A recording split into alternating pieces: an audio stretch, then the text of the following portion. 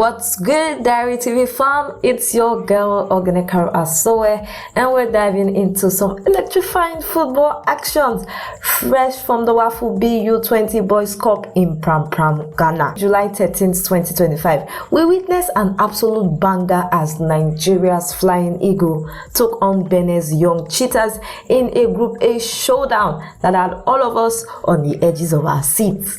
This wasn't just any match, it was a high-stake clash between two teams where a win means a ticket to the semifinals and a step closer to the 2025 U-20 African Cup of Nations, the gateway to the FIFA U-20 World Cup in Chile. Nigeria, the defending champions, came in after a gritty draw 1-1 with Ghana, while Benin is fresh off a rest day and were ready to pounce.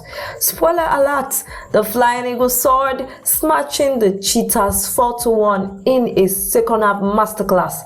Buckle up because we are breaking down every heart-pounding moment, goals, near misses, saves, game-changing plays. Let's get it.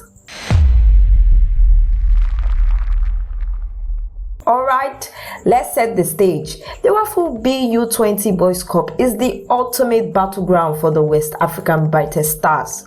And this Group A clash at the Ghana Man Soccer Center of Excellence was do or die. Nigeria's Flying Eagles, led by coach Aliyu Zubairu, are no strangers to glory. They have 7 U-20 AFCON titles, 2 FIFA U-20 World Cup final appearances, and back-to-back WAFU-B champs. After that 1-1 draw with Ghana, where Abdullahi Muhammad's late header saved their blushes, the pressure was on. Benin's young Cheetahs, on the other hand, were the underdogs, playing their first match in the tournament. With only 3 teams in Group A, every goal, every moment counted. A win here would lock in a semi-final spot, and Nigeria knew they had to bring their A game. The Flying Eagles lined up with a mix of experience and fresh talent. Captain Daniel Bameyi anchoring the defense, Divine Olise pulling strings in the midfield, and new faces like Imrana Muhammad was ready to shine. Benin, though, came out fearless, looking to upset the Giants. The first half was a proper slugfest, with both teams trading blows. So let's dive into the moment. Alright, let's talk about the first half, fam. It was intense. Benin came out swinging, and in the 23rd minute, they stunned the Flying Eagles. Junior Olugbade, Benin's star man, stepped up for a free kick just outside the box. Boom! It called a beauty past Nigeria's goalkeeper, Ebenezer Harcourt, who could only watch as the ball sailed into the net. 1-0 to the young Cheetahs, and Nigeria fans were shocked. That goal was a wake-up call, and you could feel the tension at Prampram. But Nigeria weren't about to roll over. They started pressing as well, with Divine Olise and Ezekiel Kpangu buzzing in midfield, trying to unlock Benin's stubborn defense. Around the 30th minute, Nigeria had a golden chance. A long throw from Odinaka Okoro caused chaos in the box, but Imrana Muhammad's header went just wide of the post. So close! Benin's keeper was on his toe, pulling off a crucial save in the 34th minute when Abdullahi Muhammed fired a low shot from a tight angle. The Cheetahs' defense were holding firm, but you could feel Nigeria coming and building momentum. Then, in the 40th minute, the Flying Eagles struck back. A goal-mouth scramble saw Divine Olise with a clever touch, setting up Abdullahi Muhammad, who smashed a low drive past Benin keeper. 1-1, game on. Abdullahi, fresh off his heroic against Ghana, was proving why he is a name to watch. The ref blew for halftime, and it was all squares. No penalty, no red card, no VRA drama in this first half. WAFU-B doesn't use VRA, by the way, so it is all about the players and the ref score. Nigeria looked like they found their rhythm, but Benin were still in it, ready to pounce. So this was the setup for the second half. Second half, people, and Nigeria turned up the heat. Coach Aliyu Zubairu made some heck of a halftime talk because the Flying Eagles came out flying.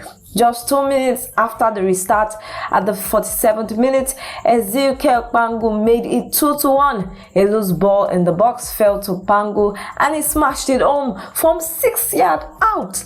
The Nigeria bench erupted and the momentum was firm with the Flying Eagles.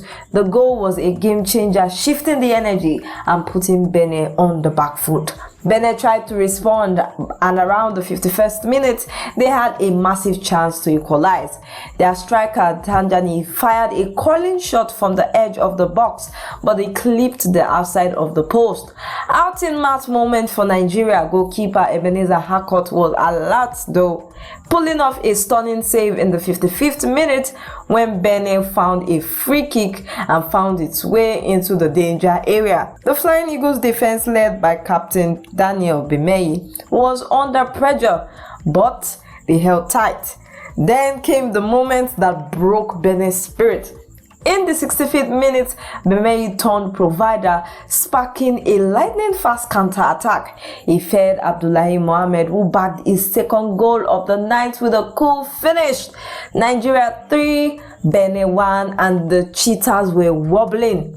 Coach Zubairu's tactical tweak to push his fingers higher were paying off, stretching Benin's defense thin. The final nail in the coffin came late. In the 86th minute, substitute Moses Simon delivered a pinpoint cross and Imrana Muhammad headed home to make it 4-1. What a moment for the Malone FC forward. And just to rub salt in the wound, Kamaldeen sealed the deal in the stoppage time. 90 plus 4th minute, where a powerful strike that took a deflection and wrong-footed the Benin keeper. 4-1, game over. No penalties or red card, just pure Nigerian dominance in the second half. The Flying Eagles were headed to the semi-final. As we all know, Nigeria didn't really have the competitive edge in the first half. So let's break down what flipped this game, fam. Coach Aliyu's halftime adjustments were spot on. In the first half, Nigeria struggled with Benin's compact defense, but Zubairu pushed his fullback like Odinaka Okoro higher up the pitch and told his wingers to exploit the flank. That really opened up space for players like Kpangu and Muhammad to do damage. The introduction of Moses Simon as a substitute was a masterstroke. His pace and crossing changed the game, setting up that crucial third goal. Benin, to their credit, started strong with their free kick, but they couldn't handle Nigeria's second half intensity. The Flying Eagles' high press, quick transition, it overwhelmed them and they looked gaps after the hour mark. Captain Daniel was a rock at the back and a leader on the counter, earning praise for his vision. Abdullahi Muhammed, with his brace, was the man of the moment and he showed why he's a star in the making. This is Nigeria flexing their depth and experience, and they are proving why they are the team to beat in West Africa. What a performance, Diary TV fam. Nigeria's Flying Eagle really showed their class, turning a 1-1 halftime scoreline into a 4-1 rout against Benin's young Cheetah. Goals from Abdullahi Muhammed, Ezekiel Kpangu, Imrana Muhammad, and Abduljelil Kamaldeen light up Prampram, and Nigeria is now in the WAFU-B U-20 semifinals, one step closer to the U20 AFCON and the World Cup in Chile. Benin will need a miracle against Ghana to keep their hopes alive, but for now, it's all about the Flying Eagles soaring high. Shout out to you, our Diary TV crew, for rocking with us. Drop your thoughts in the comment. Who was your MVP? Hit that like button, subscribe, and turn on notification for more fire football content. This is Organic Haro Asoe signing off. Keep the passion for Nigerian football alive.